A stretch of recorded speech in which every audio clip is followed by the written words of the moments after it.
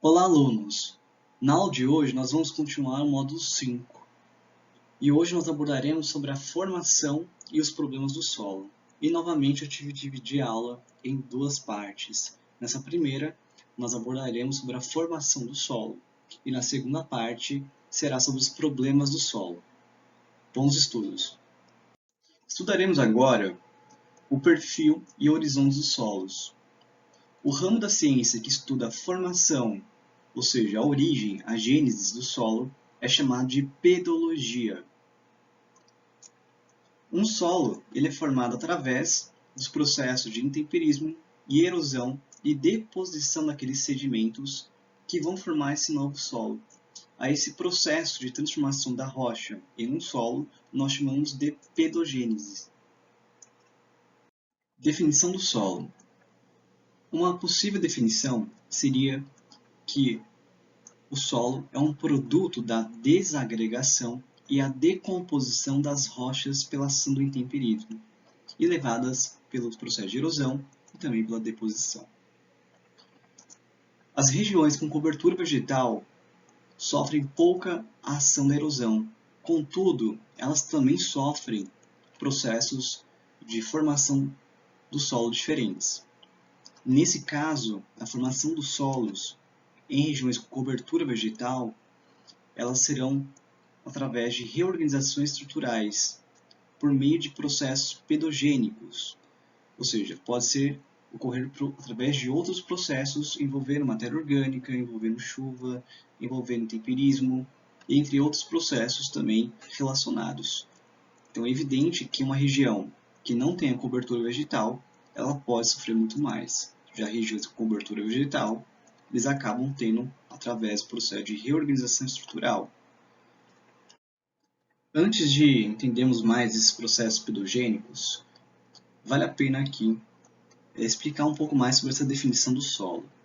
Antes, há muito tempo, antes de ser criada a pedologia, o solo era entendido como um corpo inerte, ou seja, um corpo que não teria sua própria ação, ele ficaria inerte, ou seja, ele era entendido apenas como consequência da decomposição, desagregação da rocha. Contudo, hoje, nós entendemos que o solo ele se evolui com o tempo, principalmente com os fatores ativos do ciclo supérgino. Quais são eles? O clima, a topografia, ou seja, o relevo, e a biosfera, de bio é vida, e a esfera que envolve essas vidas, seja desde os seres humanos até insetos e outros animais. Todos os processos, então, acabam levando ao processo de formação dos solos, como veremos adiante. Também é fundamental entender que existe uma diferença na conceituação do solo, pois justamente o solo ele é um material complexo. Ele também é multifuncional, ou seja, ele tem várias funções, e ele também é variável através da sua utilização.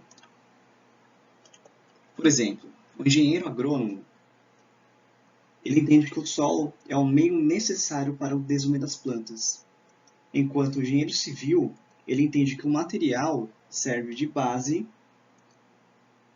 ou fundação de obras de infraestrutura. Já o geólogo ele entende que o solo é visto como produto da alteração das rochas na superfície do planeta ou até como fonte de matéria-prima.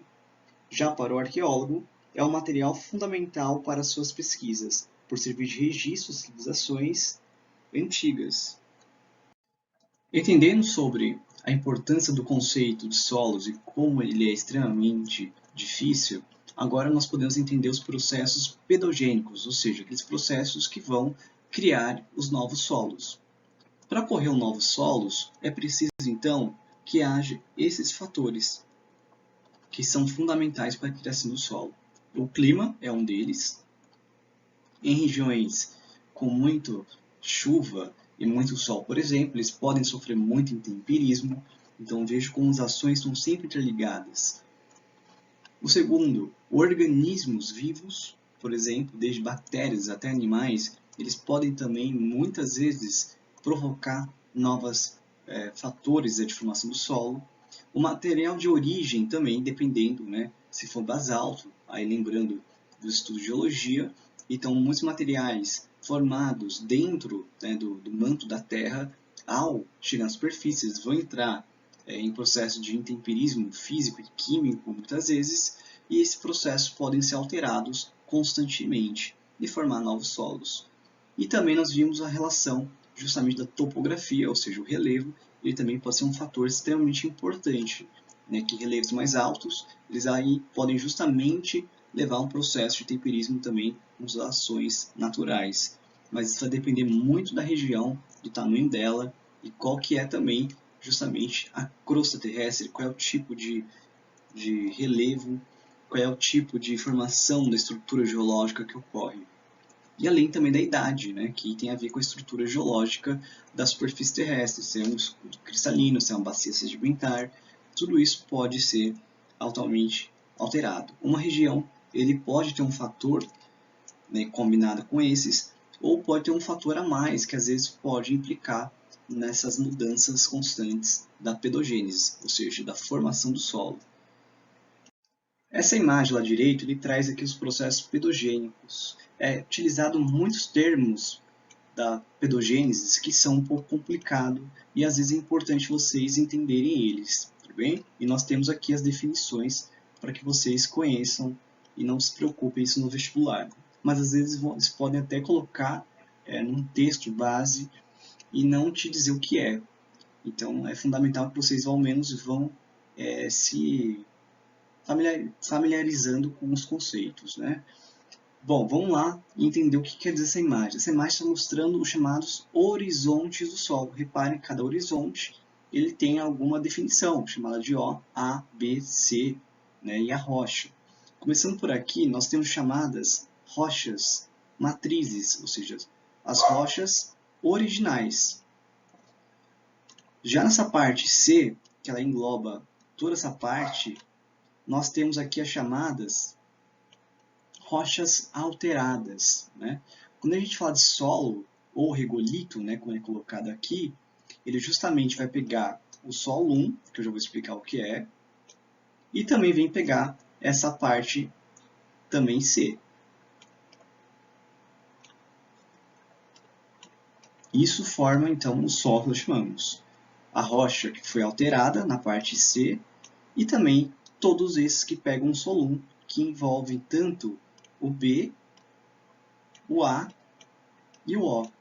Né? O que é o solo 1? O solo 1, que é aqui essa palavrinha, é a parte superior e mais intemperizada do perfil do solo. Então ela está mais suscetível às ações intempéricas, como física, né?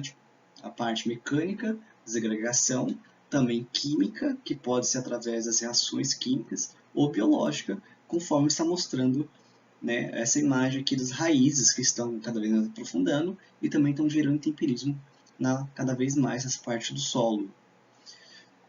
E aí, vamos entender um pouquinho mais, né? Então já explicamos o que é a rocha matriz, o C, que é essas rochas alteradas, e o que é essa camada B, camada A e camada O. A camada B é a acumulação de argila, de matéria orgânica e onde está o óxido de ferro e alumínio. Já a parte A é um material escuro que nós temos que contém matéria mineral e orgânica. Já no O, essa região é rica em restos orgânicos que estão em processo de decomposição. Lembra que eu falei que justamente um dos fatores da pedogênese é justamente o clima?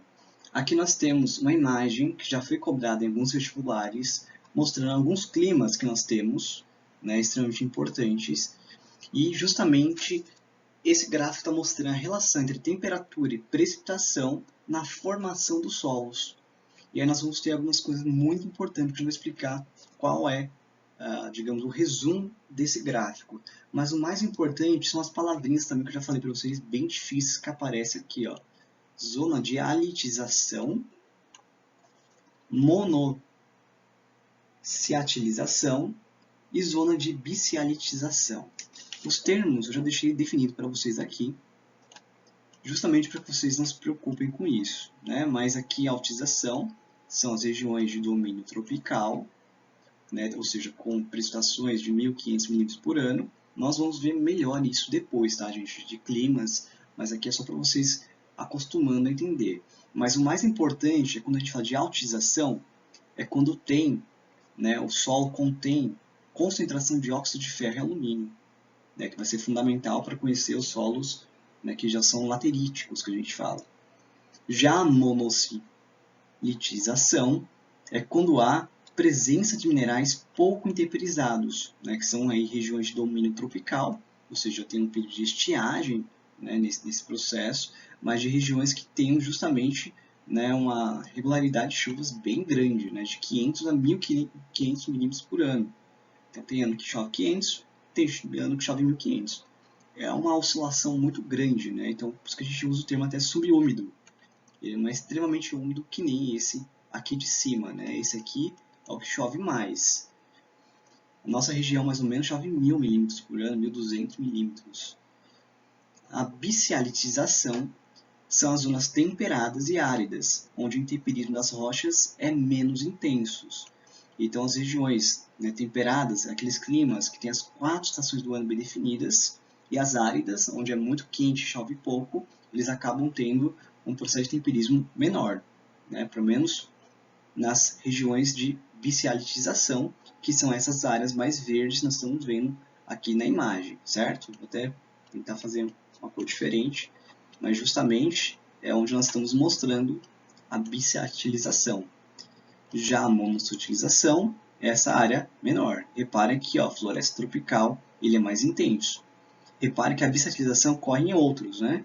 Que a gente colocou. Ele ocorre entre a tundra, por exemplo, entre outros. Quando nós falarmos melhor sobre clima, eu volto a falar desse gráfico.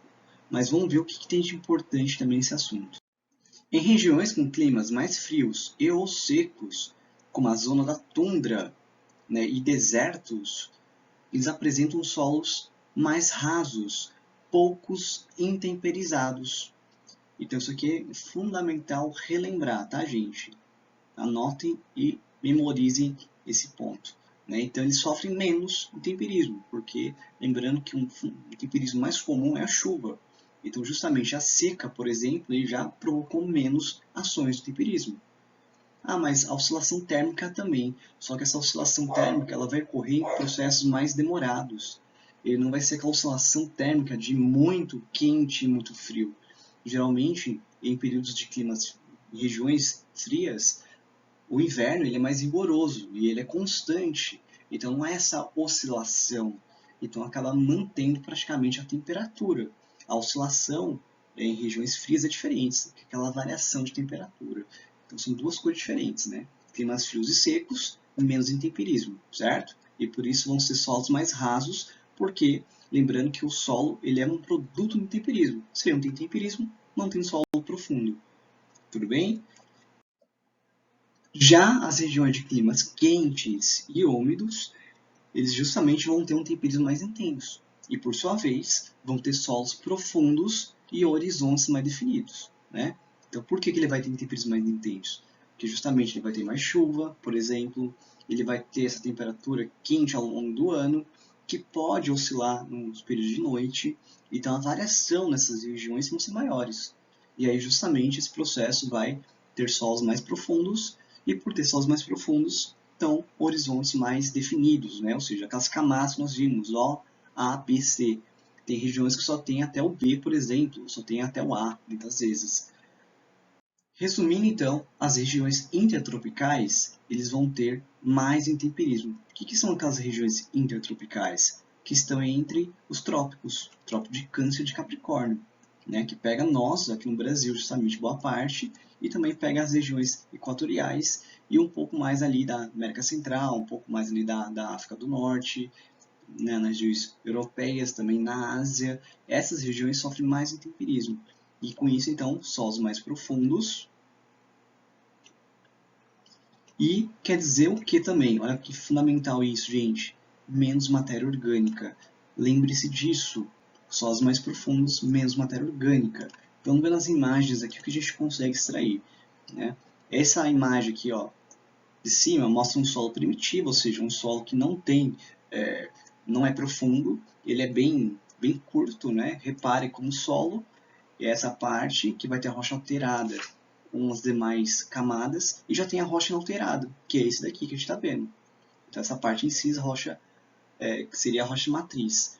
E olha só como seria um solo maduro, em que houve então um processo de temperismo maior, e vejam como a parte cinza, que seria aquela rocha matriz, desaparece praticamente. Esse é um processo que é do intemperismo. Solos profundos, e aí eles vão ter menos matéria orgânica nessa parte. A matéria orgânica fica concentrada em algumas camadas, né, conforme a gente vê aqui, ó. Camada rica em humus, que é justamente aqui que vai estar concentrado essa parte da matéria orgânica, né? Então isso é fundamental lembrar. Vamos agora aprender sobre os principais tipos de solo. Existem inúmeros solos com inúmeras classificações, então é comum vocês verem nomes um pouco diferentes também nos vestibulares. O solo mais comum que nós temos, principalmente no Brasil, são chamados latossolos. Os latossolos são solos evoluídos, ou seja, eles sofreram muito processo de temperismo, muito processo de transformação, por isso eles serão solos profundos.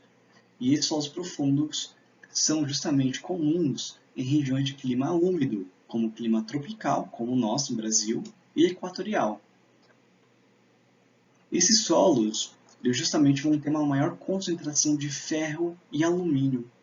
E justamente por conta dessa concentração, nós teremos uns solos mais avermelhados possivelmente. Embora existem outros tipos de solo, conforme nós vemos, né, outros nomes que aparecem, mas justamente, né, cores diferentes é por conta da concentração de ferro. Esse é o mais e esses são os menos.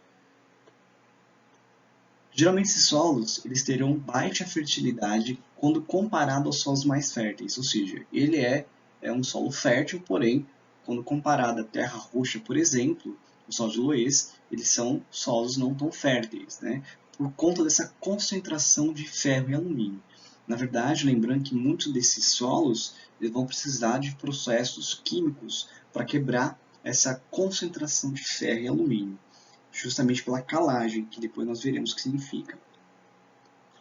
Essas regiões de climas tropicais e equatoriais eles sofrem um processo de intemperismo químico, né, que é justamente aquela reação química que ocorre, e aí lembrando que o ferro, o alumínio, lembrando que a rocha matriz ele terá um tipo de elementos químicos, e aí dependendo de como ocorre essa região, o processo de intemperismo e erosão, ele pode também ter outras reações químicas, né? E justamente por conta do temperismo químico, ocorre um processo chamado de lixiviação. A lixiviação é a lavagem da camada superficial, que pode retirar o solo, diminuindo ela, e também pode tirar a fertilidade. E uma dessas consequências são a diminuição da reestruturação do solo, ou seja, esse solo ele pode diminuir cada vez mais e justamente pode levar até o que a gente chama de morte do solo, que seria um processo de não reestruturação, não renovação do solo e um solo muito pobre em matéria orgânica e também com pouquíssima fertilidade, ou seja, é um solo que não vai ter utilidades para a sociedade. Em regiões com solo latossolos, podem ocorrer o processo chamado de laterização. A laterização é quando um solo ele fica com camadas endurecidas, tendo uma crosta de óxido de ferro e alumínio. E por conta desses itens, justamente são solos ácidos. E esses solos ácidos são péssimos para a agricultura. Para corrigir esses solos é preciso da calagem, né, jogar calcário no solo. Quando temos então um solo que concentra as camadas, nós chamamos isso então de processo de laterização. Ela ocorre justamente por conta do intemperismo químico, ou seja, das reações químicas que ocorrem no solo. E uma das causas para ocorrer a laterização é justamente os solos desgastados, seja aí pelo tempo natural, né, pelo processo de temperismo, erosão e deposição natural que a Terra vem tendo desde a sua formação há 4,5 milhões de anos, ou seja, aí, pela aceleração dela, que ocorre através das ações antrópicas. assim como as queimadas e o desmatamento podem acelerar esse processo então, de remoção da cobertura vegetal e também um processo, né, de concentração desse óxido de ferro. As regiões do Brasil onde mais tem esse processo de laterização é a região da Amazônia e o Cerrado brasileiro, que onde nos anos 60 teve, né, que ser alterado com a Revolução Verde, onde insere-se a calagem e aí esses solos do Cerrado do centro-oeste brasileiro tornam-se mais produtivos e, por sua vez, então, passam a ser alvo de disputas por terras entre fazendeiros e indígenas e grileiros e poceiros. Os litossolos são os solos rasos, ou seja, recém-formados de uma região. Eles são, por sua vez, então, solos inférteis e secos, pois justamente eles não têm uma matéria orgânica, eles não têm já um processo de origem antiga, ele já começou a ser muito forte. O responsável pelo litossolo é o intemperismo físico que ocorre, que acaba então degradando mais ainda esse solo. E é muito comum isso aqui em climas áridos e frios, onde podem ocorrer também outros processos, né, de temperismo físico causados aí pelo congelamento, por exemplo, do solo. Em regiões do Brasil, nós temos o sertão nordestino e o norte de Minas Gerais, que tem um clima semiárido. E esse clima semiárido também acelera esse processo de formação de litossolos, né? Ou seja, ele acelera o intemperismo na região por conta dessas diferentes temperaturas. Os solos podem ser classificados em dois tipos, eluviais, que abordaremos agora, e os aluviais, que abordaremos depois. Os eluviais são aqueles solos formados pelas rochas que desintegraram da própria rocha matriz, permanecendo no local de formação. Para ocorrer esse processo de solos eluviais, ele ocorre justamente pelo temperismo químico, que vai alterando a composição e, portanto, menos intemperismo físico. A esses solos nós temos justamente o massapê e a terra roxa. O solo massapê é originado do calcário de gneiss e de outras rochas. Esse solo ele é argiloso e por isso ele acaba dificultando a agricultura de forma geral. Contudo, ela é extremamente agricultável para a produção de cana-de-açúcar, que vai se adaptar muito bem a esse tipo de solo. E justamente lembrando que no Brasil colônia, a nossa produção de cana-de-açúcar no século XVI se deu justamente na região litorânea nordestina, onde fica a zona da mata, né? O Nordeste, lembrando que é dividido em 4 sub-regiões: o meio norte, sertão, agreste e a zona da mata. Então, nessa região da mata é onde é produzida a cana-de-açúcar, que é em solos massapês. Esse solo, então, ele é fértil, principalmente relacionado à cana-de-açúcar. O problema é que para agriculturas derivados, demais tipos de agricultura, ela fica difícil por conta dessa questão da argila concentrada. E uma coisa importante é que a cor do massapê é uma cor mais escura, chegando a ser quase preto. São as duas imagens de plantação do solo massapê e outro mostrando outra imagem dessa região. Outro tipo de classificação eluvial são chamadas terras roxas. A terra roxa é localizada na região da Bacia do Paraná, que engloba justamente o Paraná, Mato Grosso do Sul, São Paulo em sua maioria, Minas Gerais e Goiás. Um fato muito importante também entender é que a terra roxa ela é uma decomposição, uma deposição de produtos de rochas de origem vulcânica, como o basalto. E apesar do nome, né, roxo, ele tem uma aparência avermelhada. E aí uma curiosidade que o termo roxo ele veio de uma má tradução brasileira, quando nós ouvíamos estrangeiros, espanhóis, italianos, relacionando ali aquela terra vermelha, né, que em espanhol rojo e italiano rosso significam vermelhos. E aí o brasileiro ouvindo rojo e rosso acabou entendendo e má traduzindo para roxo. E na verdade, então, esses solos são avermelhados, como nós vimos na imagem. E eles possuem uma elevada fertilidade natural, justamente pela composição química que há nesse solo e não há concentração de óxido de ferro e alumínio como é nos solos latossolos. A segunda classificação do solo são os solos aluviais, que são solos formados então por rochas de outros lugares.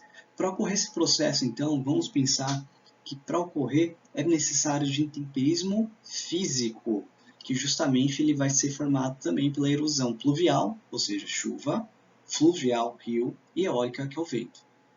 Essas regiões têm um elevado potencial agrícola. E aí, nossos dois tipos de solos são os solos da várzea, ou seja, aquele solo próximo ao rio, né, que vai se dar próximo ao rio, tendo sempre a questão de inundações nessas regiões de água, que também vai acelerar o processo de erosão e temperismo também.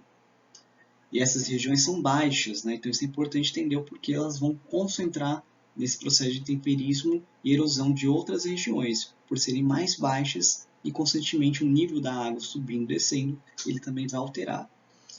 E outro solo muito conhecido é o solo de Loess, que é o solo mais fértil que nós temos também no mundo.